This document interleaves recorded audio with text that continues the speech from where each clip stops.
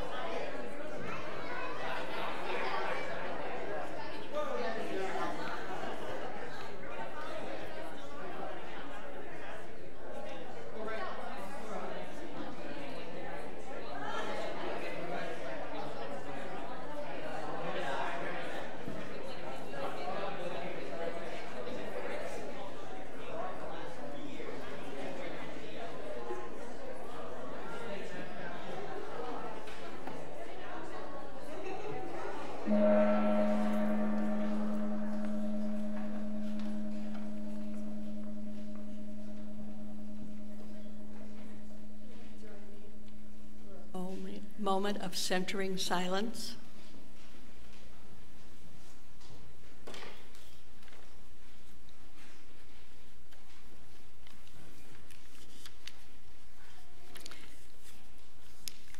Please remain seated while we sing the ingathering hymn that is either in your church program or it's 184 in the blue hymnal.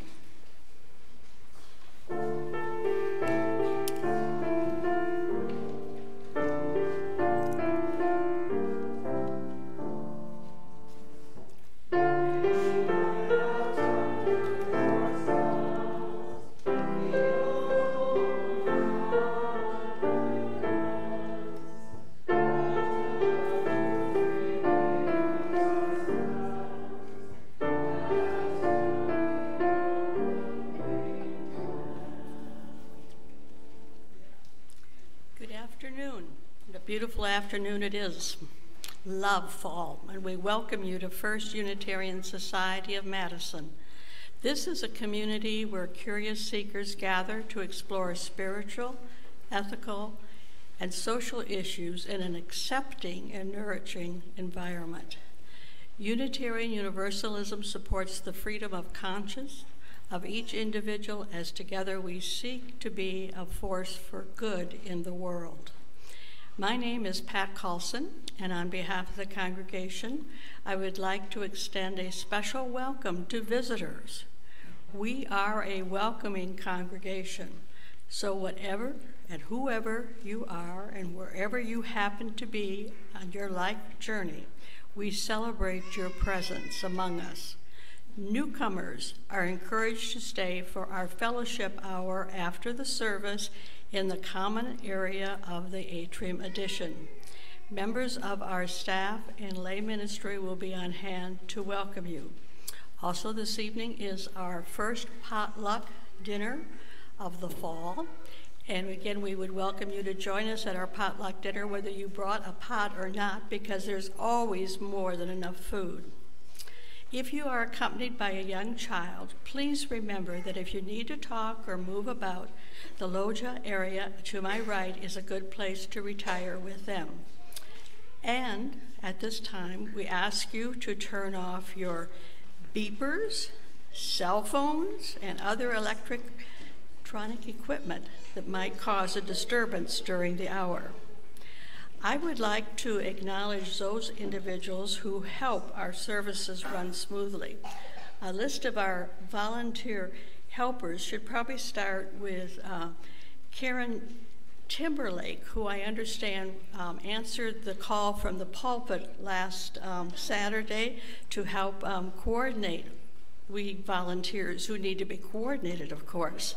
So this evening we have as ushers Carol Rowland and Carolyn Sanders, and many of you met Tammy Hofmeister as you came in, and Chris Carlson is our lay minister.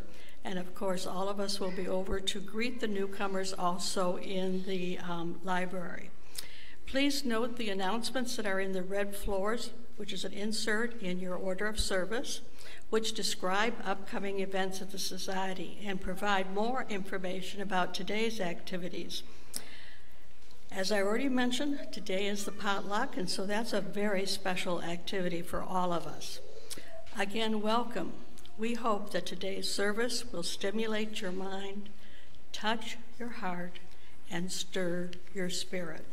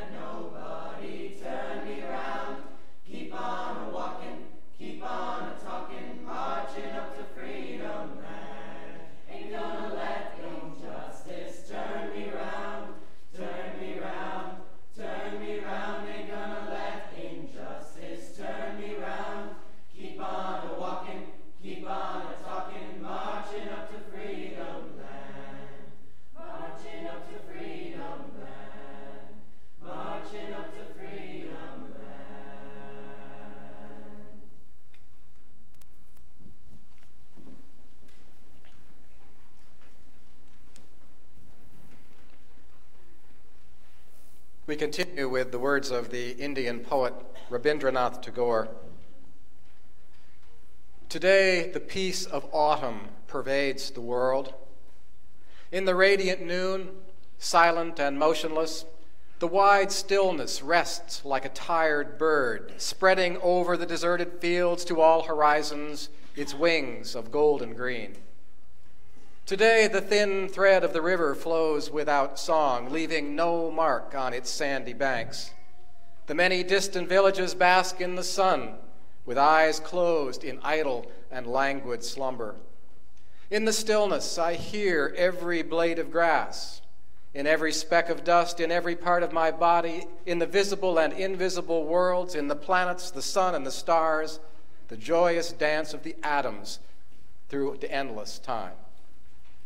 I invite you to rise in body or in spirit for the lighting of our chalice.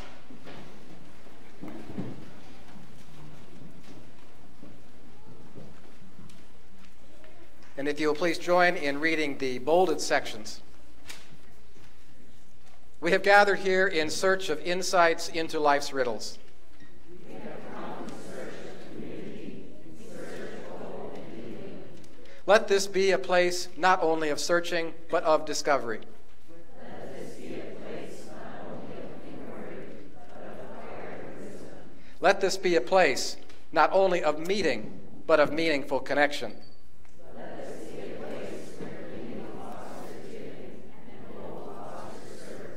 May we create here a circle of curiosity and love. Ever-expanding, ever-deepening, everlasting. And now on this fine October afternoon, I invite you to turn to your neighbor and exchange with them a warm and friendly greeting.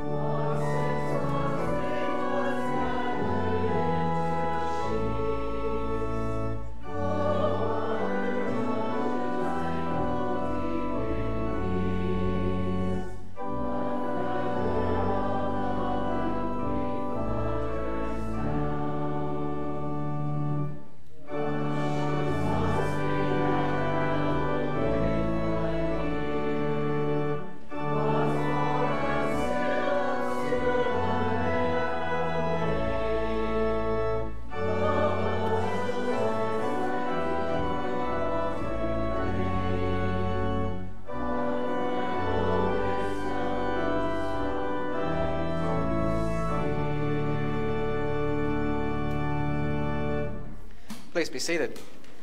And if the children would like to come up and join Kelly and me for the message for all ages. I'm going to take the short one. Get the big one. More visible.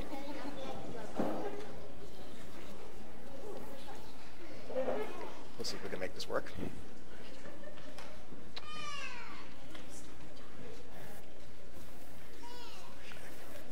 So this is a story called The Three Questions.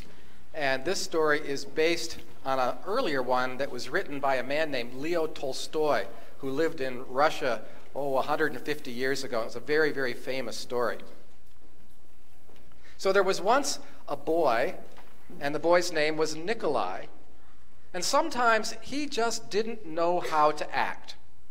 I want to be a good person, he said to his friends, but I don't always know the best way to do that, how to be a good person.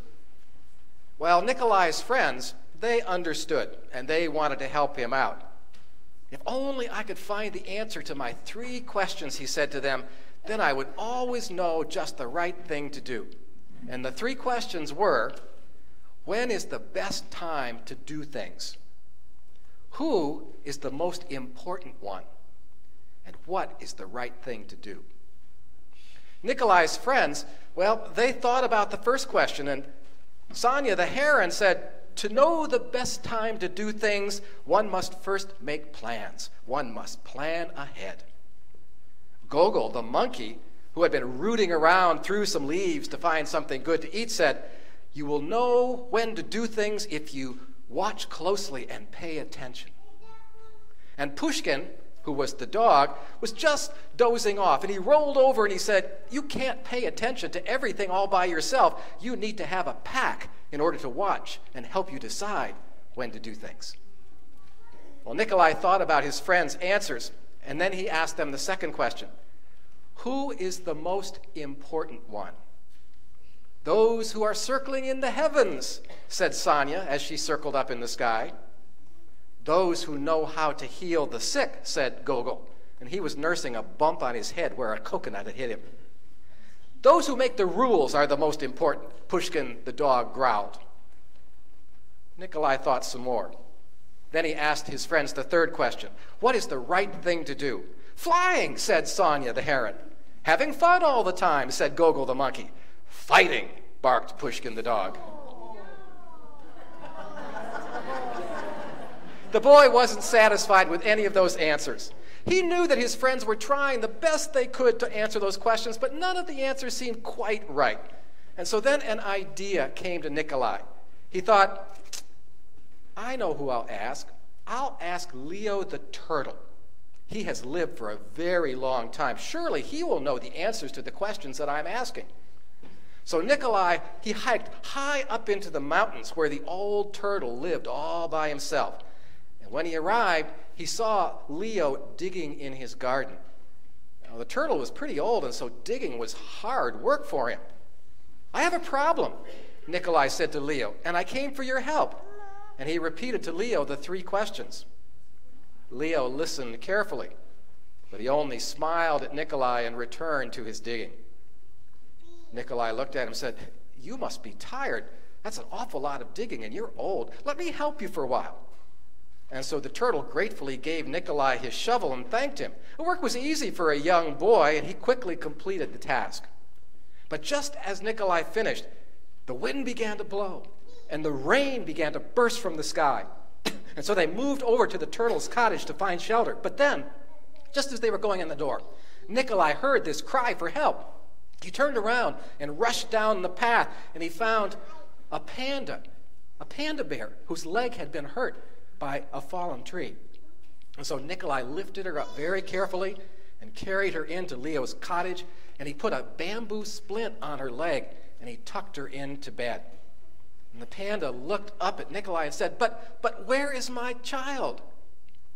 Nikolai ran back outside of the cottage and down the path. He was pushing against the stiff wind. It was drenched with rain.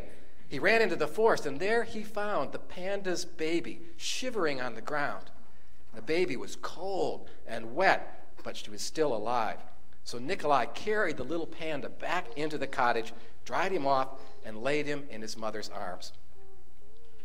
Leo, the turtle, smiled when he saw what the boy had done. And then the next morning when they got up, the mother panda thanked Nikolai. And at that moment, the three friends, Sonia, Gogol, and Pushkin, arrived to make sure that everybody had gotten through that storm okay.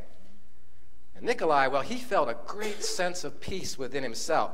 He knew he had these wonderful friends, and he had saved the pandas. But you know, he was also disappointed because he still did not have an answer to those three questions. And so he asked Leo the turtle one more time. But Leo looked at the boy and said, "Nikolai, you already have the answer to your questions." "I do?" said Nikolai. "Of course," said Leo. "Now, yesterday, if you had not stayed to help me dig my garden, you would not have heard the pandas' cries for help in the storm, and you could not have saved them. And therefore, the most important time was the time you spent with me digging in the garden. And the most important person at the moment was me. And the most important thing you had to do was the digging. And then later, when you found those injured pandas, the most important time was the time that you spent mending the panda's leg and saving her child. The most important ones were the panda and her baby. And the most important thing was to take care of them and make sure that they were all right. So here's the thing, Nikolai," said Leo. "There's only one important time, and that time is right now. The most important one is the one that you are with. And the most important thing to do is to do good to the person who is standing right beside you. For these, my boy, are the answers that are the most important to the most important questions in the world. And that's why all of us have been put on this world in the first place." So that's the story of the three questions, and I hope you remember them and can ask them of yourself sometime and think about those answers. So we're going to have you stay right here because we're going to have a choral anthem that you can listen to.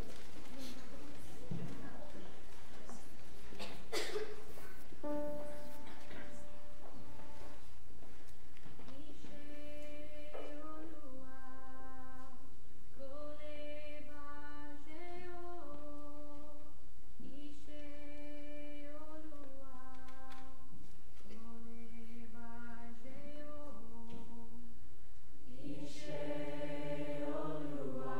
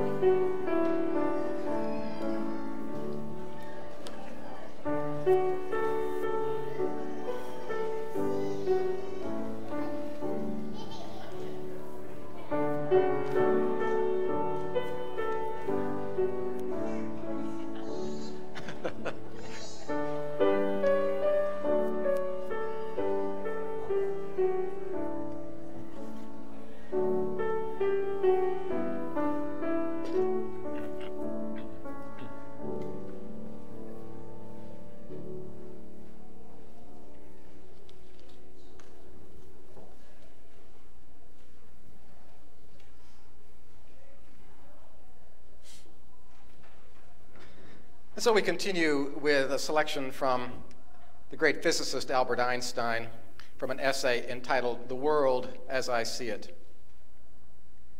The fairest thing that we can experience is the mysterious. It is the fundamental emotion that stands at the cradle of true art and true science. He who knows it not can no longer wonder, no longer feel amazement. He is as good as dead, a snuffed-out candle. It was the experience of mystery, even if mixed with fear, that engendered religion, a knowledge of the existence of something that we simply cannot penetrate, of the manifestations of the most profound reason and the most radiant beauty, which are only accessible to our reason in their most elementary forms. It is this knowledge, this emotion, that constitutes the truly religious aptitude. And so in this sense, and in this sense alone, I am a deeply religious man. I cannot conceive of a God who rewards and punishes his creatures, or who has a will of the type of which we ourselves are conscious. An individual who should survive his physical death, that too is beyond my comprehension, nor do I wish it otherwise. Such notions are for the fears and the absurd egoism of feeble souls. Enough for me the mystery of the eternity of life and the inkling of the marvelous structure of reality, together with the single-hearted endeavor to comprehend just a portion, be it ever so tiny, of that reason which manifests itself in the natural world.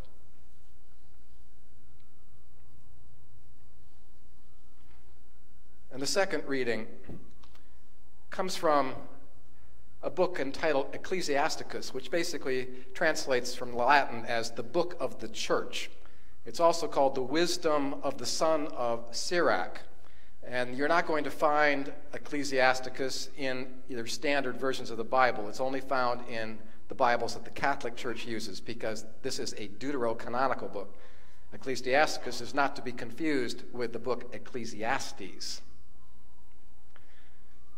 My son, if thou wilt, thou shalt be taught. And if thou wilt apply thy mind, thou shalt be prudent. If thou love to hear, thou shalt receive understanding. And if thou bow their ear, thou shalt be wise. Stand in the assembly of the elders, and cleave unto him that is wise. Be willing to listen to every godly discourse, and let not the parables of understanding escape thee. And if thou seest a man of understanding, get thee betimes to him, and let thy foot wear the steps to his door bare. Accept no man against thine own soul, and let reverence for no man cause thee to fall. Let the counsel of thy own heart stand, for there is no man more faithful unto it than you. For a man's mind is sometimes wont to tell him more than 7 watchmen that sit high above in the high tower. Now I invite you to turn in your hymnals once more to number 293, A Star of Truth. Thank you.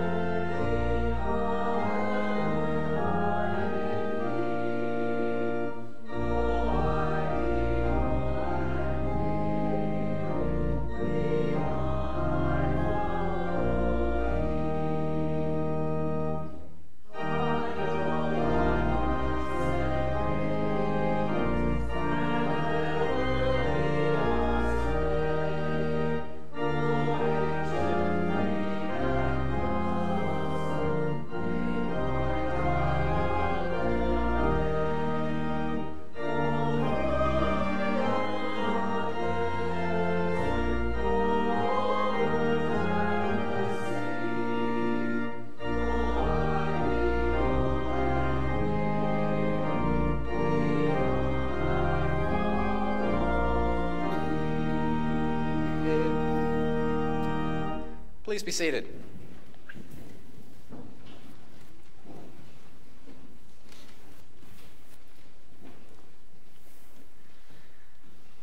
So those of you who read our monthly newsletter, and I suspect that applies to only a few of you, probably learned from your reading that I am not a birthright Unitarian Universalism. I was not born into this tradition. My earliest experience of church was in the modest Disciples of Christ congregation to which my paternal grandmother and great-grandmother belonged. The Disciples of Christ, if you know anything about them, are a warm and a welcoming people. Communion is celebrated every Sunday, and no one, not even doubters and disbelievers, is excluded.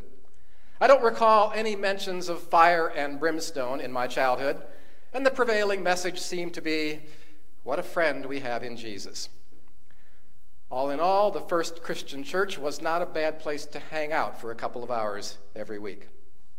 But ultimately, it was just too conventionally churchy for my father, and so we began to attend a small, lay-led Unitarian fellowship that had recently taken up residence in a country chapel not all that far from the farm on which we lived. It was, as I said in my newsletter, a place where questions were welcomed and rational explanations readily provided. William Ellery Channing, early 19th century Unitarianism's most prestigious minister and theologian, Channing once wrote that the multitude do actually receive religion on authority, on the word of others. But a faith so received seems to me to be of very little worth. The precious, the living, the effectual part of a poor man's faith is that of which he sees the reasonableness, the excellence, that which approves itself to his intelligence, to his conscience, to his heart. Those parts of his belief which he takes on blind trust do him little or no good whatsoever. Now, in one important respect, William Ellery Channing differed from those who frequented our little Unitarian Universalist fellowship in the early 1960s. Channing was a convicted Christian who did trust that the Bible was divinely revealed.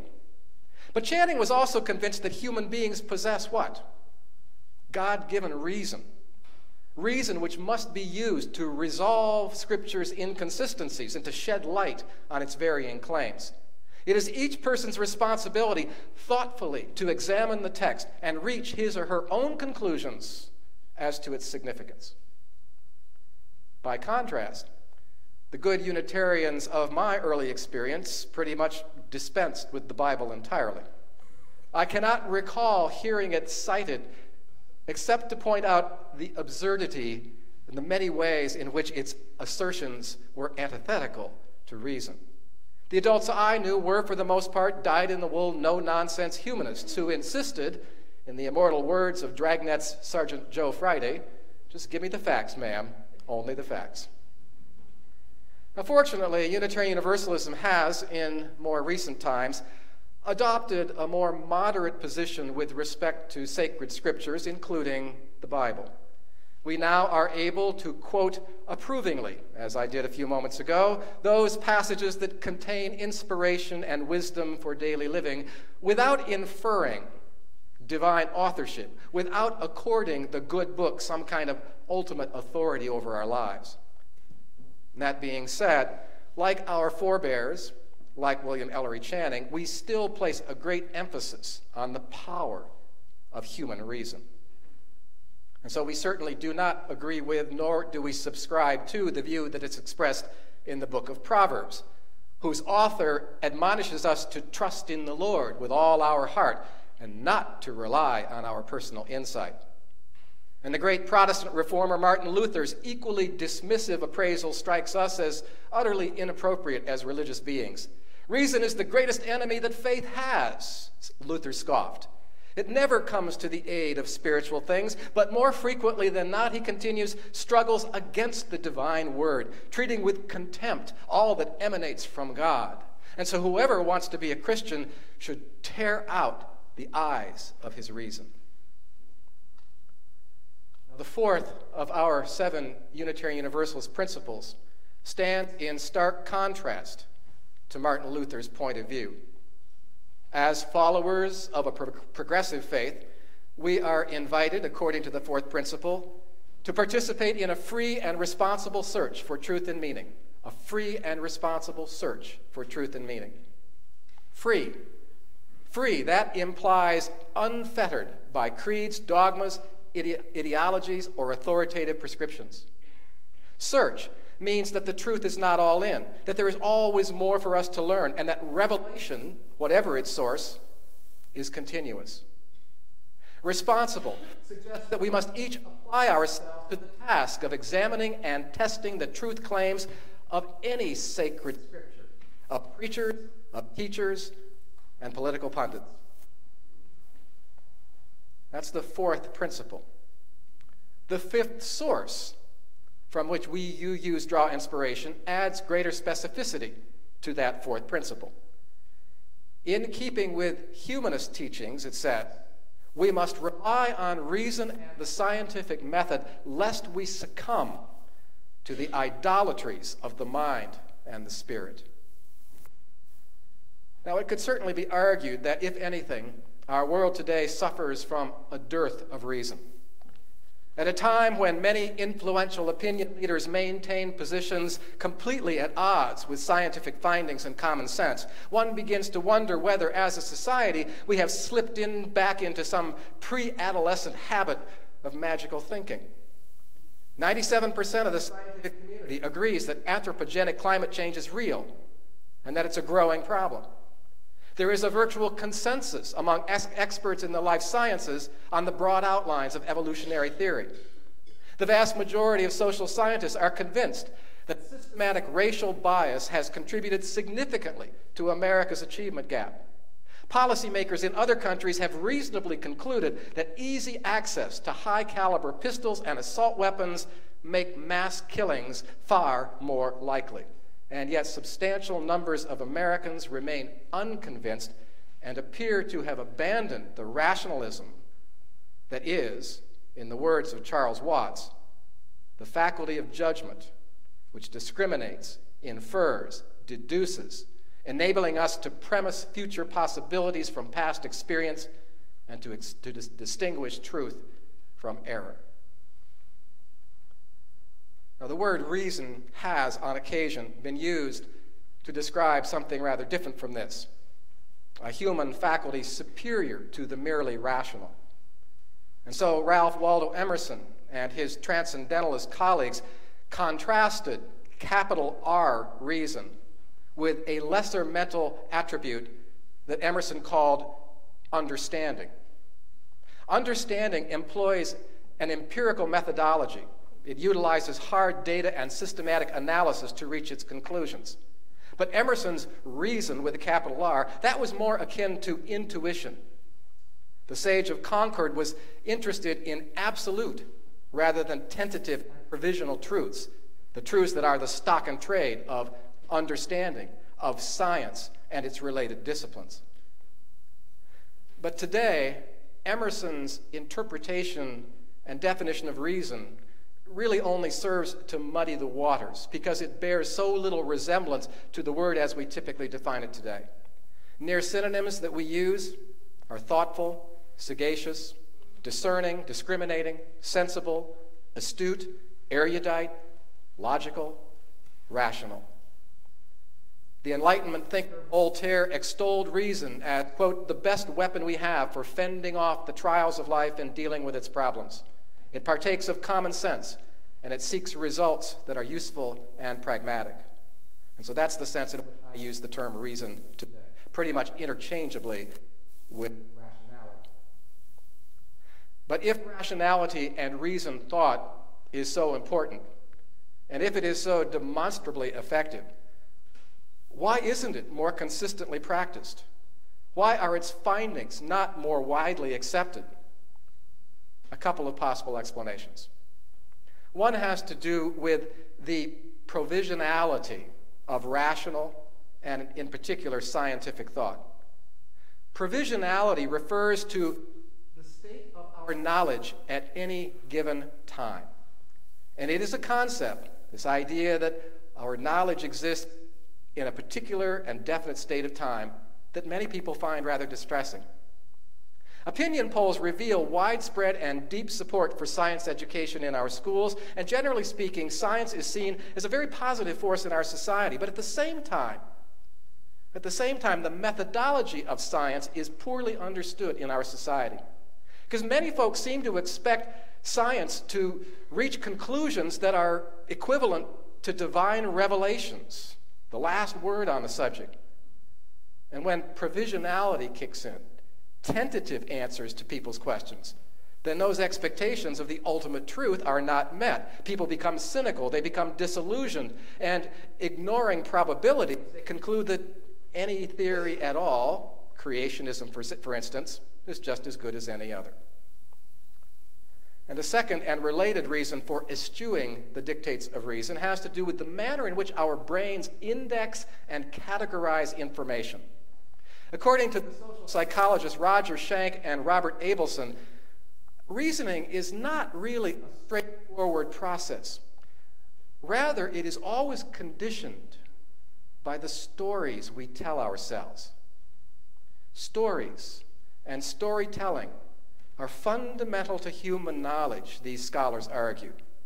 If a set of facts, if a rational proposition doesn't align with the stories that we tell ourselves, it bounces off. It is not deemed to be credible. So in his book, Brilliant Blunders, Mario Livio shows how even towering figures of science like Charles Darwin and Linus Pauling and Albert Einstein, these people made grave errors in reasoning because, as he puts it, they were held captive by their entrenched intuitions and refused to accept new ideas until they were faced with overwhelming evidence. In short, these great scientists said to themselves, "This is my story and I'm sticking to it." And in their insightful book, Animal Spirits, economists George Akerlof and Robert Shiller discuss the role that stories play in determining our economic behavior. The economy does rather well, they observe, when public confidence is high. And confidence builds in a culture with the circulation of inspirational stories. Stories about successful startups, people getting rich off their investments. And within the marketplace, stories like these spread like viruses. And they may be, Schiller and Akerlof write, as contagious as any disease. Markets become overheated. Markets become depressed. Not because the players are making carefully considered choices, but because, rather, there is a change in the contagion rate of certain stories, certain ways of thinking. So the average person is probably not as consistently rational as he or she might imagine. And then when we consider the role that our emotions play in the process, the picture becomes even more problematic. I suspect that we have all been in situations where distress or excitement or panic swept in, took possession, and our minds froze. As Daniel Goleman points out, in order to think clearly, we need to have a handle on our emotions. According to Goleman, studies have shown that the kind of intelligence associated with IQ, our linguistic and logical mathematical problem-solving ability, that accounts for only 20% of the factors that produce life success. Your IQ, you're in the Mensa Club, 20% of your life success is dependent on that. Other variables that have a bearing on our success could include your race, your social class, being in the right place at the right time, dumb luck. But it also includes knowing how to manage your feelings. The latter is critical. Emotional intelligence, Goleman writes, matters immensely for our personal destiny. And that includes the ability to motivate oneself, to persist in the face of frustration, to control impulse and delay gratification, to regulate one's mood, to empathize with others, and to remain hopeful. In short, emotional intelligence is the ability, as Kelly Crocker noted last week, to listen with the heart as well as with the head. So the point is, we cannot always be strictly rational, even if we want to be, even if we aspire to be creatures of pure reason. This is not only inevitable, but it may, in certain respects, be a rather good thing.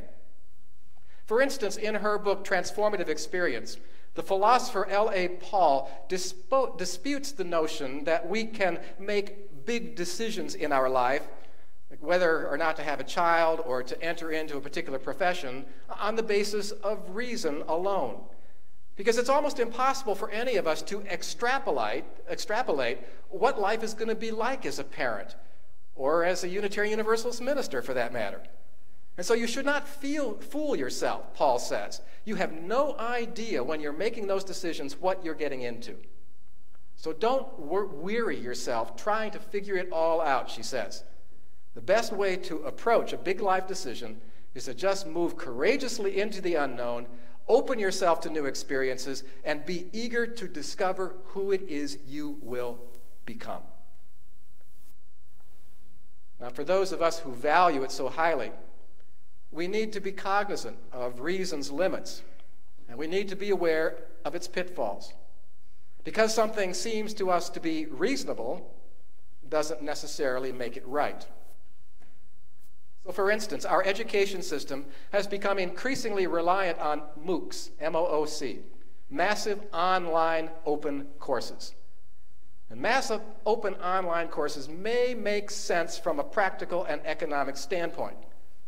But then we have to ask ourselves, how much intangible benefit is lost when that physical link between teachers and students is broken? What does that do ultimately to the educational experience? We're still trying to find that out.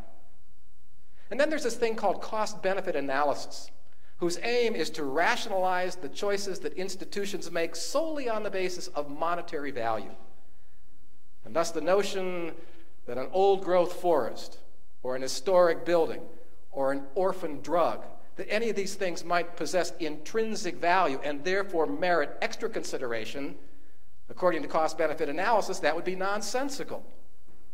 Too often, the philosopher Robert Solomon complains, in our market-driven society, the real test of rationality is maximizing one's own interests.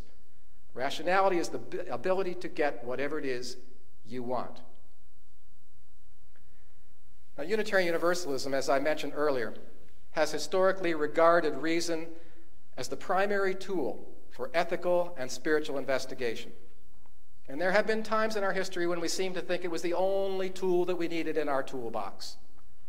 Now, today, we recognize it's but one of several means that we may use to gain insight and to grow in wisdom. The first of our 6 sources references something other than reason: direct experience of the transcending mystery, that mystical feeling that Albert Einstein also extolled. And then the 6th source cites wisdom from the earth-centered traditions, which, as David Abrams writes, requires that we regain our carnal sensorial empathy with the living world that sustains us. And finally, the words and deeds of prophets and social reformers are commended to us in the 2nd source, history-making figures who bucked the odds out of a sense of moral necessity. These prophets and social reformers were not reasonable men and women, for, as George Bernard Shaw said, the reasonable individual adapts himself to the world. The unreasonable one persists in trying to adapt the world to himself. Therefore, all progress depends on unreasonable men. History, and increasingly science, do confirm that, important as it may be, reason is but one of several human faculties that contribute to a well-tempered and fulfilling life. And left to itself, rational discursive thought may very well inhibit other equally important human powers, such as empathy and imagination. The ancients, as Daniel Goleman writes, gave every aspect of human nature its due, and so should we. Blessed be, and amen. And at this time, we will receive the offering and I invite you to share in it generously, a portion of which will be given to the Fair Share CSA Coalition, whose work is described in your program this evening.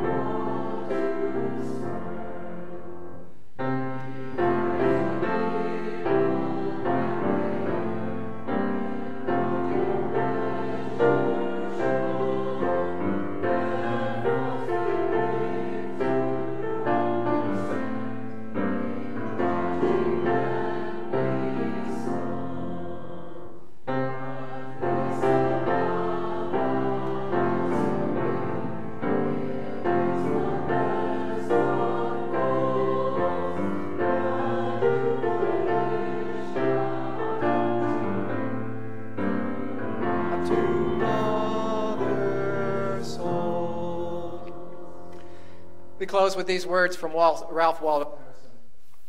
Within us is the soul of the whole, the wise silence, the universal beauty, to which every part and particle is equally related, the eternal one. And when it breaks through our intellect, it is genius. And when it breaks through our will, it is virtue. And when it flows through our affection, it is love. Blessed be. Please be seated for the post.